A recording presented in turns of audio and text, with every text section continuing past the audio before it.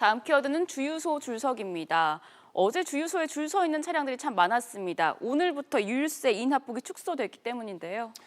예, 정부가 유류세를 내렸다가 또 그것을 환원하고 이런 과정에서 일반 국민들의 불편이 좀 도를 넘고 있는 것이 아닌가 이런 볼멘 소리가 좀 나오고 있어요. 네. 기름값이 내릴 때 또 오를 때 저 기름값에 따른 영향폭이 적지 않기 때문에 사람들은 어쩔 수 없이 강제적으로 줄서기를 해야 된다라는 그런 거거든요.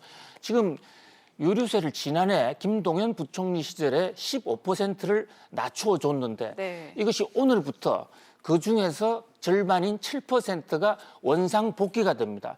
그렇게 되면 차 기름 한 통의 기름값을 내면 상당한 금액의 차이가 나기 때문에 네. 줄서기를 할 수밖에 없는 상황이에요. 그리고 8월 말에는 또 한 번 다시 7%가 조정이기 때문에 그때 가서 또 조정이 돼야 되는 상황이다. 물론 정부가 지난해 10월 달에 유류세를 내린 것은 경기를 좀 부양시키기 위해서 국민들의 부담을 줄여주기 위한 것이었습니다. 네. 그에 대해서는 감사하게 생각하는 측면이 많이 있죠. 그런데 이것이 다시 6개월 만에 다시 환원이 되게 됐는데 공교롭게도 지금 5월 2일 날 지난주에 이란산 원유 수입 중단이 됐단 말이죠. 네.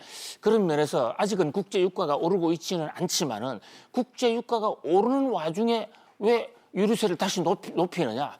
그래서 정부가 엇박자를 내고 있다 이런 지금 그 지적이 나오고 있거든요.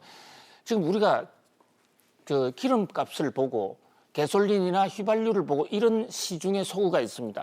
휘발유 값이라고 쓰고 이것은 세금이라고 읽는다 이런 얘기가 있어요. 세금의 네. 차지하는 비중이 60%가 넘잖아요. 네.